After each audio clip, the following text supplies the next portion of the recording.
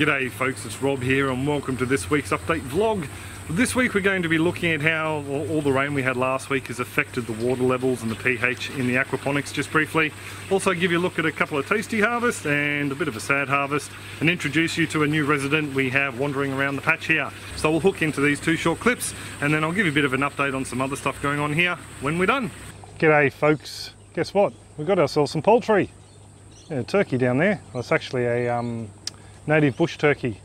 It's got a bit of a dud leg, so we're going to be keeping an eye on it, and if it doesn't look like it's getting any better, I'm going to try and pop it in a box and we'll send it off to animal welfare, see if they can look after it. They're a pain. Some people take them as being a pain. We've lived in a house where they had a massive nest. It was huge, wasn't it? It was almost 2 meters tall. Yeah, then again it was on the 4 meters wide. Yeah, and what they do is they incubate their eggs in there. It's only a young one, so we'll keep an eye on it. Anyway, I thought I'd give you a bit of a look at the system. I'll give you a bit of an update on how we've gone with all the rain. I've got a bit of a problem with the smoothie here, guys. I'll be back in a tick. Sorry folks, I just had to put a new rechargeable battery in. Plays up a bit when there's low charge in there. But anyway, we're got no bells in any of the beds or any of the large IBC beds. They're all running as constant flow at the moment, because I don't know how easy it is for you to make out down there. Don't know how easy it is for you to make out down there, but the sump is pretty much all full.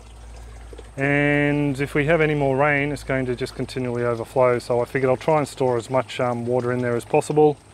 The pH was knocked around a fair bit. We came down to 6.3 and I upped it to 6.5, and then another dose last night sent it up to 6.7. And I left it there, and this was on just before, and yeah, we're sitting about 6.6, 6.7. So I will need to give it a bit of a dose in the morning. I think I'll just leave it. I'll feed the fish now, but I won't touch the pH or add any calcium hydroxide in until the morning. But yeah, the system's going okay, can't complain at all. Actually I can. We've got slugs back in that bed there. So they've knocked around my really nice looking wombok, but they've left the bok choy over the back there alone. In tonight's dinner we're not using any aquaponically grown bits and pieces, but we will be using some julienned pawpaw, just the green pawpaw or papaya. I like it when it's green. It's actually supposed to be healthier for you that way. I'm not too fond of ripe papaya, or at least that variety anyway. Haven't tasted the ones I harvested the other day. Was snacking on the fruit from the volunteer tree as I was editing the clip, and it is very tasty indeed, and the tree's a keeper I think.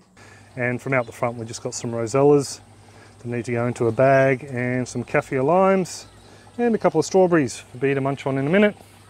Yeah, these womboks over here, they're not big enough, so they won't be going in tonight's wombok salad. And I'm leaving these bok choy for a stir fry. I thought they'd be a little bit bigger by today, but I'll just give them another day. We'll have them in a stir fry tomorrow night. And we've already picked off a leaf or two of the rainbow chard here. How's it going folks? Thought I'd give you a little bit of an update on the aquaponics here and show you a few other bits and pieces around the patch. The water from all the rain we had last week is slowly being used up. I've popped the bells back on the siphons of this bed and that bed, and this bed here and the one over the back with the turmeric in it. They've still got no bells on there. Hopefully we'll use up some of that water before the next rain system moves through. We've got 3 bok choy that will be coming off here later tonight. I'll give you a bit of a look at that when I edit this later on this afternoon. I've got a few things on today. So yeah, I'm actually on the Growing with Fishes podcast. So by the time you guys see this, they'll probably have their recording up on YouTube. So I'll pop a link in the description down below. Yeah, the aquaponics is going okay. Give you a quick look down here at our little black turmeric.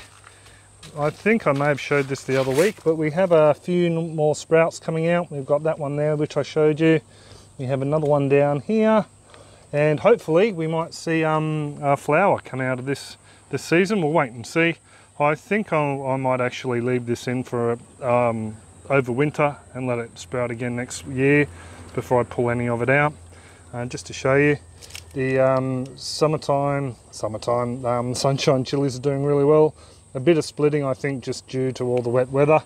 So I haven't watered many beds actually in the last week or so. A little forest of Egyptian spinach is everywhere. The coffee tree is still coughing along. Not a lot to report there. I do have another papaya down the back here that I need to nip off. And as someone pointed out, you don't need a knife to, oh no, joking me. Well, last night it was looking like I could come down and grab it this morning, but it looks like the bats have got to it before me, so that is very disappointing. Just to let you folks know too, we've got a fairly serious disease passed on by the flying foxes or fruit bats here, so we tend not to eat any of the fruit they've already had a bit of a nibble on. So this here will go straight into the compost. I'm really miffed about that. I popped up a couple of pictures of the other fruit that I took off last clip and let ripen up on the counter. And there was no seeds in there, but as you can see, there's a single seed sitting just there. So we might get a couple of seeds from this plant, but yeah, I'm well and truly miffed about that because I really do enjoy the flavour of these red papaya. Just looking at the fruit around them, it doesn't look like they've stuck their claws in there, just directly onto that fruit. So hopefully, yeah, no, all of them are looking good around this side as well. I'm actually really waiting for this big mama up here to get ripe and pick her off. I'd say this one will be the next one to become ripe, so I'll keep a much closer eye on these fruit. I brought the basket down for this and also for a couple of limes. We've got some falling off, so I need to harvest a couple. I think the washing machine repairman's just turned up, so I'll be back in a tick, folks. So the washing machine's all sorted now. It was just a switch. So I'll get into harvesting some of these limes. I'm actually looking forward to getting the majority of them off because we want to start cutting the lime tree back a bit. Well, there's a couple of nice limes in there, but the winter sun will be coming from this angle, and it'll pretty much the afternoon sun for the aquaponics will be blocked. So we're probably going to bring it down to about there. As you can see, the arrowroot's finally grown taller than the lime tree. So we're going to bring it down probably about 1 metre or 3 foot or so, and also take back a lot of this side growth. Even though there's loads of nice fruit on there, there's also, as you can see, a nutrient deficiency there. So I've been spraying it with seaweed just to see if that'll help, but no sign as of yet. But yeah, around the back here, we've had another flower pop on these volunteer turmeric in these barrels. This is the self-watering wicking barrel system. I actually haven't deliberately planted anything in here for a while. As you can see, we've got a weed Chinese celtus pop up here and a couple of limes dropped on the ground. And we are using this Okinawan spinach in here a little bit, not a great deal. A lot of the leaves are being caned by the little magpie moth caterpillar. I was actually going to use this one for a bit of a clip that was suggested how we harvest things. As you can see, we strip off leaves rather than pull whole stems on some plants. But anyway, we'll get to that in the future. I'll give you a bit of a look at these beautiful turmerics. And oh yeah, one last thing, volunteer sweet potato. I've got these ones in here that really do need to be harvested because I want to move this whole system. So I'll probably get to doing that in the next couple of weeks. And so I can clear out some of this spot here, and I can get to dismantling some of the beds in the hoop house and also finish off the chicken coop that's way over there. Thought I'd give you a quick little look at the dwarf lemon in the root pouch wicking tray. It wasn't doing too well for a long time, but then again, to begin with, it had a massive dill plant in here. Then it had a massive Egyptian spinach that I cut right back. But since it's been fed up and given a little bit of TLC and that all that rain we had, she's put on some beautiful new growth. I'm coming down here regularly and making sure we're not going to get any of these leaf miners in them. I haven't seen any yet, but if I do, I'll just come and squish them.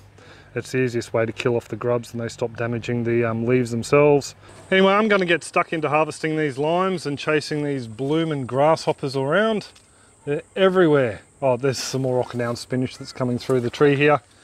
Just to give you a bit of a look over the back here, we've got the tree growing up over onto the mess that is the warrigal green jungle in there. So that's one of the reasons it needs to be trimmed back, because we are supposed to have other garden beds in here. It actually looks like it might end up being aquaponics now. So we'll, yeah, we need to try and get this tree under control and cut it right back and try and dwarf it. So, and just to give you a look, this is the little area we're harvesting the Okinawan spinach from now. So it's just growing all up and through here. Makes it nice and easy to harvest though when it comes out to greet you, rather than having to get through the prickly lime tree to get to it. Oh look, and there's our little fish again. So I will pretty much, oh no I won't, I'll give you a look at the limes. These are the limes we ended up with, so not a bad haul again. And I'd say there's easily that amount on there still for us to pick, so pretty chuffed with that. So before I give you a bit of a heads up on what's coming up on the channel here, I wanted to answer a question I've been asked a few times over the last month or so, and that is by people who want to support the channel here without having to contribute monthly through Patreon. I wanted to let you folks know that we do have an Amazon influencer store where we receive a little bit of remuneration from Amazon. So there'll be a link in the description down there below. That's for you folks over in the States. We also are an affiliate for aqua gardening here in Australia. So you click through my links on the website, which will be down below, and I get a bit of commission from aqua gardening as well. They're one of Australia's premier pond, aquaponics and hydroponic suppliers. And I also do sell the root pouches, uni seals and a Venturi model as well, direct to the public. So all that information will be down there in the links below. So what's coming up on the channel? I'm shooting a clip hopefully a little bit later today looking at a cheap little easy solids filter for the chop and flip and basic aquaponic systems. It's a question I get asked all the time after people have made one following an earlier clip I've posted, so I thought I'd cover that in a clip. And I'm also doing a lot more basic aquaponic clips coming up over the next few months, looking at basic designs of either a whole system or filters, and even things like flow rates through pipes, which is a question I see come up a lot, which pipe people should suggest. So I need to thank the patrons on the last hangout for you know, helping me brainstorm a couple of ideas. So if you do want to catch those clips once they're uploaded, all you need to do is hit that little subscribe button down there and then click the bell icon once it appears, and you'll be sent a notification into your email inbox whenever the clip does appear on the YouTube playlist. So I will pretty much leave it there. I do hope you're all well and happy and that your own gardens and aquaponics are booming, and I will catch you later. Cheers folks, have a top one. Just came down to film the intro and saw our little hoppy friend. Its leg looks to be a lot better, so not too worried now.